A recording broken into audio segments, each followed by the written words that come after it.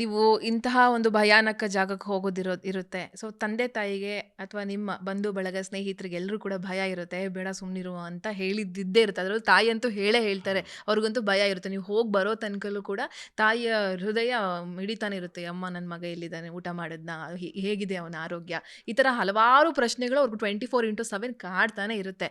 ನೀವು ಈ ಜರ್ನಿಯನ್ನು ಶುರು ಮಾಡಿದ್ಮೇಲೆ ಮಾಡೋ ಮುಂಚೆ ನಿಮ್ಮ ಫ್ಯಾಮಿಲಿ, ಇವನ್ ನಿಮ್ಮ ಬ್ರದರ್ ಕೂಡ ಇಂಡಸ್ಟ್ರಿಯಲ್ಲಿ ಒಳ್ಳೆ ಹೆಸರು ಮಾಡಿದವರು, ಸಿನಿಮಾ ರಂಗದಲ್ಲಿರೋರು, ಇವರೆಲ್ಲರೂ ಕೂಡ ನಿಮ್ಗೆ ಕೊಟ್ಟಂಥ ಸಲಹೆ ಏನು ಅಂತ ಹೇಳಿ?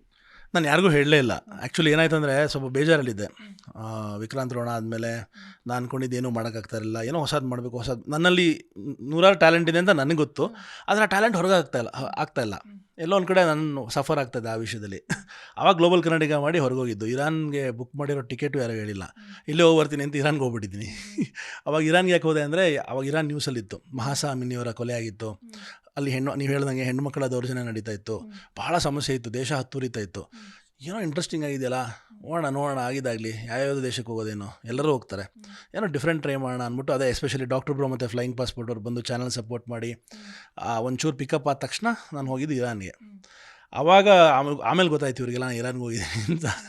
ಸೊ ವೀಸಾ ಎಲ್ಲ ಅಪ್ಲೈ ಮಾಡಿ ಪಟಾರ ಅಂತ ಹೋಗ್ಬಿಟ್ಟಿದ್ದೆ. ಅಫ್ಕೋರ್ಸ್ ಮನೆಯವರೇ ಕಾಳಜಿ ಇರುತ್ತೆ, ಎಸ್ಪೆಷಲಿ ತಾಯಿಗೆ. ಆಮೇಲೆ ನನ್ನ ಎಲ್ಲ ಚಂದಾದಾರರಿಗೂ ಅಷ್ಟೇ ಕಾಳಜಿ ಇದೆ. ಅವ್ರನ್ನ ನನ್ನ ಸಬ್ಸ್ಕ್ರೈಬರ್ಸ್ ಅಂತ ಕರೆಯಲ್ಲ, ನನ್ನ ಕುಟುಂಬಸ್ಥರು ಅಂತ ಕರಿತೀನಿ.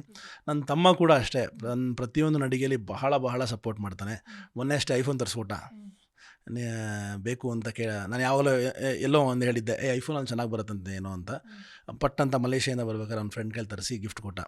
ಸೊ ಆ ಥರ ಎಲ್ಲ ನಡಿಗೆಯಲ್ಲೂ ನನ್ನ ಸ್ನೇಹಿತರು, ನನ್ನ ಕುಟುಂಬ, ನನ್ನ ಬಂಧು ಬಾಂಧವರು, ನನ್ನ ತಂದೆ ತಾಯಿ ಎಸ್ಪೆಷಲಿ ಬಹಳ ಸಪೋರ್ಟ್ ಮಾಡಿದ್ದಾರೆ. ಅವರಿಂದನೇ ನಾನು, ಯಾಕೆಂದರೆ ಈ ಥರ ಹುಚ್ಚಾಟ ಎಲ್ಲರೂ ಮಾಡೋಕ್ಕಾಗಲ್ಲ. ಈಗ ನಾನು ಬಹಳ ಚಿಕ್ಕೋನಲ್ಲ, ಇಂಡಸ್ಟ್ರಿಗೆ ಬಂದೆ. ನಾನು 17ನೇ ವರ್ಷಕ್ಕೆ ಇಂಡಸ್ಟ್ರಿಗೆ ಬಂದಿದ್ದು, ಫಸ್ಟ್ ಆ್ಯಕ್ಟ್ ಮಾಡಿದ್ದು. ಇವತ್ತು ಆಲ್ಮೋಸ್ಟ್ 20 ವರ್ಷಗಳ ನಂತರ ಇನ್ನೂ ಎಕ್ಸ್ಪೆರಿಮೆಂಟೇ ಮಾಡ್ತಾಯಿನಿ. ಇನ್ನೂ ಅಂಥ ಮೈಲ್ ಸ್ಟೋನ್ ರೀಚ್ ಆಗಿಲ್ಲ, ಬಟ್ ಹೊಸ ಕಂಫರ್ಟ್ ಝೋನ್ನ ಬಿಟ್ಟು ಹೋಗ್ತಾಯಿನಿ. ಈಗ ಇಲ್ಲಿ ಕಂಫರ್ಟಬಲ್ ಆಗಿದ್ದೀನಿ ಅಂದರೆ ನೆಕ್ಸ್ಟು ಅದು ಬೇಡ, ಹೊಸ ಏನಾದ್ರು ಟ್ರೈ ಮಾಡೋಣ. ಯಾಕಂದರೆ ಹೊಸತನನೇ ತಾನೇ ನಮಗೂ ಎಕ್ಸೈಟ್ಮೆಂಟ್ ತರೋದು, ಆಡಿಯನ್ಸ್ಗೂ ಕೂಡ. ಸೊ ಅದೊಂದು ಪ್ರಯತ್ನ. ಸರ್, ಈಗ ನಿಮ್ಮಲ್ಲಿ ಎಲ್ಲವೂ ಇತ್ತು, ಟ್ಯಾಲೆಂಟ್ ಇತ್ತು, ನಿಮಗೆ ಒಳ್ಳೆ ನಟ ಕೂಡ ಹೌದು. ಯಾಕೆ ಇಂಡಸ್ಟ್ರಿ ನಿಮ್ಮನ್ನ ಬಳಸ್ಕೊಳ್ಳಿಲ್ಲ, ಸರಿಯಾದ ವೇದಿಕೆ ಕೊಡಲಿಲ್ಲ ಅನ್ನೋ ನೋವೇನಾದರೂ ಸದಾ ಕಾಡಿದ್ಯಾ ಅಂತ ಹೇಳಿ? ತುಂಬ ಕಾಡಿದೆ. 25 ಸಿನಿಮಾ ಮಾಡಿದ್ದೀನಿ, 25 ಟಿ ವಿ ಶೋ ಮಾಡಿದ್ದೀನಿ. ಪ್ರಾಬ್ಲಿ ಇಷ್ಟು ವರ್ಷ ಉಳ್ಕೊಂಡಿರೋ ಆ್ಯಕ್ಟ್ರಲ್ಲಿ ಬಹಳ ಕಮ್ಮಿ ಆ್ಯಕ್ಟ್ರಸಲ್ಲಿ, ಅಂದರೆ ತುಂಬ ಟಾಪ್ಗೆ ಹೋಗದೆ ಇನ್ನೂ ಉಳ್ಕೊಂಡಿರೋ ಕೆಲವರಲ್ಲಿ ನಾನು ಒಬ್ಬ ಅಂತ ಅನ್ಕೋತೀನಿ.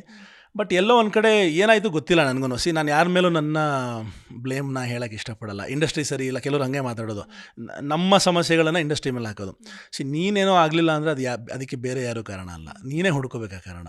ಸೊ ಅಕಸ್ಮಾತ್ ಇವಾಗ ಇಷ್ಟು ದಿವಸ ಇಲ್ಲ ಆಗಲಿಲ್ಲ, ಅವಾಗ ಏನು ಮಾಡಬೇಕು, ನೀನು ಬೇರೆ ಜಾಗಕ್ಕೆ ಹಾಕೋಬೇಕು. ಈಗ ಗ್ಲೋಬಲ್ ಕನ್ನಡಿಗನಾಗಿ ಶಿಫ್ಟ್ ಆದ ತಕ್ಷಣ ಬೇರೆ ಥರ ಸಕ್ಸಸ್ ಸಿಗ್ತಲ್ಲ. ನಾಳೆ ಸಹ ಇದು ಸ್ಟಾಗ್ನೆಂಟ್ ಆಗ್ಬೋದು. ಇದಾದಾಗ ಮತ್ತೆ ಈಗ ಮೊಬೈಲ್ ಫೋನ್ ಇಲ್ದಿರೋ ಸಂಬಂಧದಲ್ಲಿ ಲ್ಯಾಂಡ್ಲೈನಲ್ಲಿ ಮಾತಾಡ್ತಾ ಇದ್ವಿ, ಆಮೇಲೆ ಮೊಬೈಲ್ ಬಂದಾಗ ಚೇಂಜ್ ಆದ್ವಿ, ಇಂಟರ್ನೆಟ್ ಬಂದಮೇಲೆ ಮತ್ತೆ ಚೇಂಜ್ ಆದ್ವಿ, ಇವಾಗ AI ಬರ್ತಾ ಇದೆ, ಚೇಂಜ್ ಆಗಬೇಕು. ಹೆಂಗೆ ಆ್ಯಪ್ಸ್ ಅಪ್ಗ್ರೇಡ್ ಆಗ್ತಾ ಇರುತ್ತೋ ಲೈಫ್ ಅದೇ ಥರ ಲೈಫ್ ಕೂಡ ಅಪ್ಗ್ರೇಡ್ ಮಾಡ್ಕೋಬೇಕು ನಾವು. ಇಲ್ಲ ಅಂದರೆ ಬರೀ ಬೇರೆಯವ್ರ ಮೇಲೆ ಕಂಪ್ಲೇಂಟ್ ಇಟ್ಕೊಂಡು ಜೀವನ ಮಾಡ್ತಾಯಿದ್ರೆ ಅಳು ಮುಂಜಿ ಆಗ್ತೀವಿ ಅಷ್ಟೇ. ಪ್ರತಿಕ್ಷಣದ ಸುದ್ದಿಗಾಗಿ Zee Kannada news app download ಮಾಡಿ. Live TV, latest updates, entertainment, lifestyle, technology ಸುದ್ದಿ ನಿಮ್ಮ ಅಂಗೈಯಲ್ಲಿ.